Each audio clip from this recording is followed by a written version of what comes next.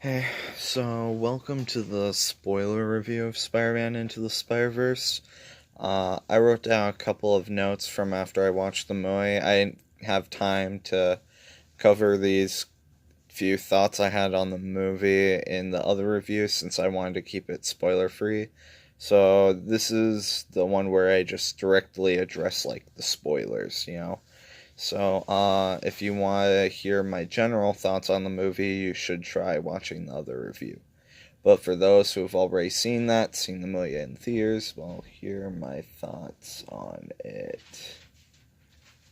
So, the first thing is.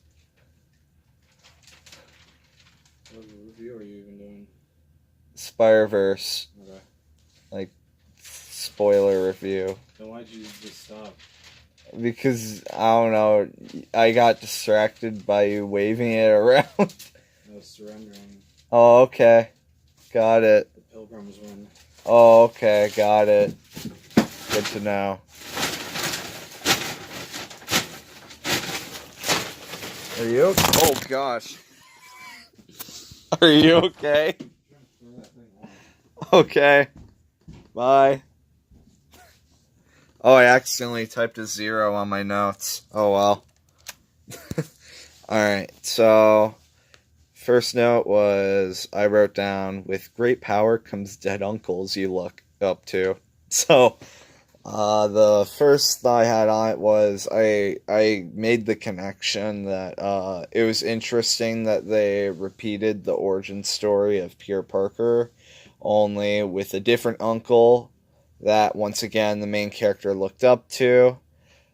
But in this case, and predictably so, he ended up not being as good as his dad, as a means to connect the main character with his dad instead of his uncle.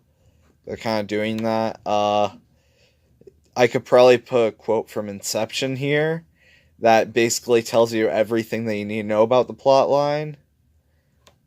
But if you've seen Inception enough times, you probably know which one I would use.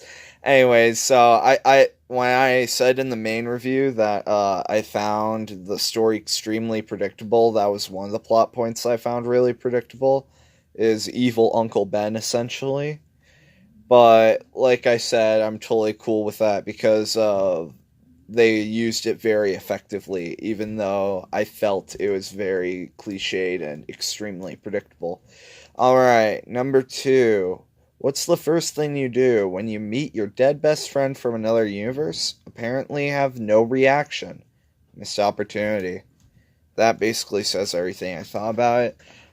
Spider-Woman in the movie, or Gwen Stacy, in her dimension, it turns out that she's best friends with Peter Parker, and Peter Parker's dead. So, I found it a missed opportunity that they didn't have a scene where she met Peter Parker when she was telling this to Peter Parker and Miles Morales, but didn't know that it was Peter Parker. I was hoping and expecting for him to take off the mask and to just have a moment for her to just, like, react to it, or, like, talk or build a relationship with that type of character, because I thought that would have been fascinating.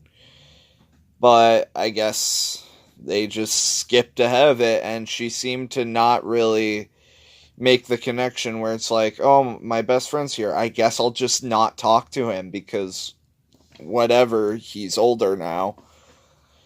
So yeah, and then number 3, Oscar Isaac as Spider-Man 2099. I really like Spider-Man 2099, and I really like Oscar Isaac, so that was a fun little surprise at the end of the movie.